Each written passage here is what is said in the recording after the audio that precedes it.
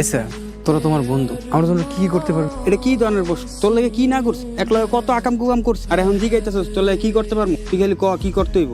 আব্বা, তোর লেগে তো আমরা সবকিছু করতে পারি, আড়ারও করতে পারি, খালি একবার কি করতে হইব, শুধুমাত্র বন্ধুত্বের খাতির। তাইলে আজকে বন্ধুদের পরীক্ষা দে, নুসরাতে তুলে নিয়ে যাম, বিয়া করে ঘরে তুলুন। ওরা আমার সাহায্য করবে, যদি সাহায্য করিস তাহলে বুঝুন তোরা আমার প্রকৃত বন্ধু। তো আব্বা, এটা তো খুব রিস্কি কাজ রে, কেস মামলাও হইতে পারে। আরে বেটা, একটু আগে কইলি আমার জন্য মার্ডার করতে পারবি, এটা কি মার্ডারের চেয়ে কঠিন? তা না, খরচাপাতি লাগবো, ইয়ার খরচ, কাজীর খরচ, মোল্লা মুন্সির খরচ, টাকা আছে তো?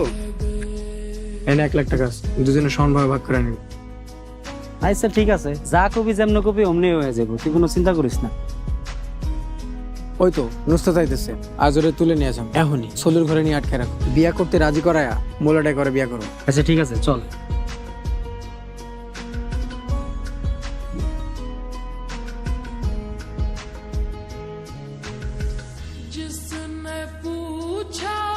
এখানে চিৎকার করে কোনো লাভ হবে না, তোমার চিৎকারের আওয়াজ কারো কানে পৌঁছে গেল।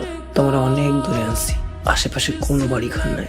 আমার এখানে কেন নিয়ে এসেছেন? আমি কোনো খারাপ উদ্দেশ্যে তোমার এখানে নিয়ে আসি নাই। আমি তোমার বিয়া করতে চাই নুসরাত। তোমার সন্ধ্যা পর্যন্ত টাইম দিলাম, বালায় বালায় রাজি হয়ে যাও, বিয়া করে সোজা বাড়িতে নিয়ে তুলুম। আর এখানে জোর করে আটকে রাখবেন আর আমি বিয়েতে রাজি হয়ে যাবো? যদি রাজি না হও, তোমার ইজ্জত নিয়ে বাড়িতে যাইতে পারবা না। যদি ইজ্জত অক্ষত নাই রাখতে পারি, আল্লাহর কসম জান দিয়ে দিব, পুরো ইজ্জত দিব না। আরে নুসরাত, আমি তোমারে ভালোবাসি, এটা কেন বুঝো না তুমি? তোমার আমার বিয়া হইব, বাচ্চা হইব, আমরা সারা জীবন একসাথে থাকুম, সংসার করবো। আল্লাহর দোহাই লাগে, আমার অনেক সময় আছে, আমারে যাইতে দেন। আমি কসম করে কইতেছি, আমি কাউরে কোনো কিছু জানাবো না। আমার হাতের বান্ধনটা খুইলা দেন। নুসরাত, হয় আমারে বিয়া করবা, নাইলে তোমার ইজ্জত দিব। দুই অপশনের বাইরে আর কোনো অপশন নাই। শয়তান লম্পট, তোর মতো খারাপ মানুষে আমি বিয়ে করবো? ঠিক আছে, সৎ নামাজে একটা কামলাও ভালো। আহা, তাড়াহুড়া করার কি আছে? এখনো অনেক সময় বাকি, সন্ধ্যায় তো অনেক দেরি।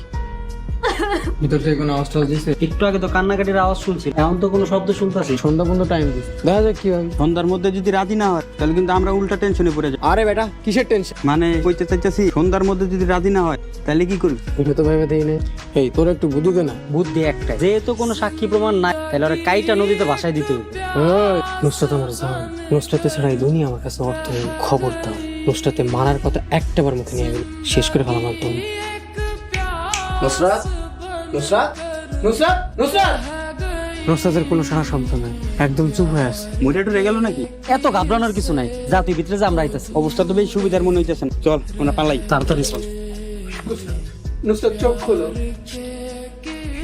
নুসরাত, কি হয়েছে? তুমি অনেকক্ষণ অজ্ঞান ছিল, এখন কেমন লাগতেছে? কিন্তু আব্বাস ভাই, আপনার চোখে পানি কেন? আল্লাহ দরবারে কোটি কোটি শুকরিয়া, তুমি বাইসে আছো। আমি তো ভয় পেয়ে গেছি, তুমি বাড়িতে চলে যাও। আমার আপনি সাইডে দিতেছেন? হ নুসরাত, আমার ভুল হয়ে গেছে, মাফ করে দাও। ভালোবাসায় জোর খাটে না।